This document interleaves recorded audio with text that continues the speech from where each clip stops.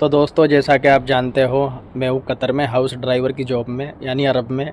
तो मैं आपको आज बताता हूँ अपना फ़र्स्ट रमज़ान, यानी रमज़ान का पहले दिन का एक्सपीरियंस कैसा है अरब में। क्या इंडिया वाला मज़ा है या नहीं है। तो वीडियो को लाइक करें, चैनल को सब्सक्राइब, फेसबुक पे देख रहे हैं तो पेज को फॉलो।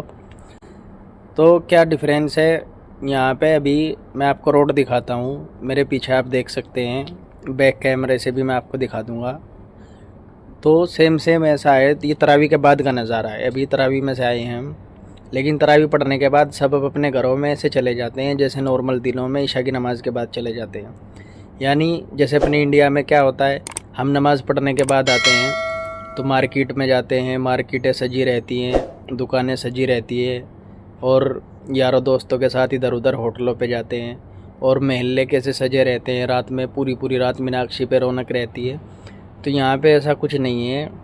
और सिर्फ रात में ही नहीं, मैं अगर दिन की भी आपको बात बताऊँ तो दिन में भी आपको ऐसा कुछ महसूस नहीं होगा कि रमज़ान चल रहे हैं। और हमारे यहाँ क्या है, असर के टाइम से ही पता लगना शुरू हो जाता है। यानी सिर्फ असर से ही नहीं, पूरे दिन से ही आपको ये महसूस होने लगता है कि रमज़ान है, क्योंकि मार्केटें सजी हुई हैं। मीनाक्षी पे ऐसे झालर वगैरह लगी हुई रहती हैं हमारे यहाँ खाला पार में। मीनाक्षी पे जैसे शादी का माहौल हो, और पूरी रात ऐसे ही रौनक, ऐसे ही होटल चलते रहते हैं। लेकिन यहाँ पे ऐसा कुछ नहीं होता, पता भी नहीं चलता कि रमज़ान है या नॉर्मल दिन है। यानी सब नमाज वगैरह पढ़ के आते हैं और अपने घरों में घुस जाते हैं बाकी दिनों की तरह। तो भाई, अपने इंडिया की बात ही अलग है। अपने इंडिया का मुकाबला नहीं हो सकता किसी भी बात में।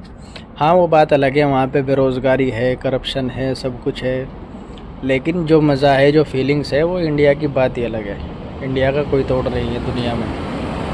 हाँ, मेरी इस बात से कुछ लोगों को बुरी लग सकती है, जो अरबों के चमचे होते हैं, यहाँ पे रहते हैं, कि नहीं भाई अरब का मज़ा अलग है। तो ऐसा नहीं है, आप खुद देख सकते हैं। हमारे यहाँ आबो हवा में भी अलग ही मज़ा आता है। रमज़ान की हवा भी, वो कहते हैं कि रमज़ान की वहाँ पे खुशबू भी एक अलग ही होती है। सिवई, यानी मार्केट में आप जाओगे तो दुकानों पे सिवैयाँ रखी हुई मिलेगी, दुकानें सजी हुई मिलेगी, और मुसलमान मिलेंगे टोपी शहर में घूमते हुए, शॉपिंग करते हुए। यहाँ पे ऐसा कुछ नहीं है। दूर दूर तक जैसा लॉकडाउन का नज़ारा होता है ना, बिल्कुल लॉकडाउन सा लगा हुआ रहता है। मैं भी आपको बैक साइड से भी दिखा, तो ये कुछ जो है बैक कैमरे से मैं आपको दिखा रहा हूँ, आप देख के बता भी नहीं सकते। ये रमज़ान में तरावी के फ़ौरन बाद का नज़ारा है। यानी ये भी 4 जो जा रहे हैं, ये खारजी जा रहे हैं, यानी हमारे वाले। और यहाँ पे कुछ नहीं मिलेगा दूर दूर तक, जैसे लॉकडाउन लगा रहता है ना, बिल्कुल सेम उसी तरह से है। कोई रमज़ान वाली फीलिंग्स नहीं आएगी आपको, महसूस भी नहीं होगा कि रमज़ान चल रहे हैं इस टाइम। और सिर्फ यही नहीं, मैं 2 कंट्रियों का, अरब की 2 कंट्रियों का नज़ारा देख चुका हूँ। यहाँ कतर में भी सेम ऐसा ही है, और सिर्फ कतर में ही नहीं, सऊदी में भी मैं रहा हूँ, तो सऊदी में भी सेम ऐसा ही है।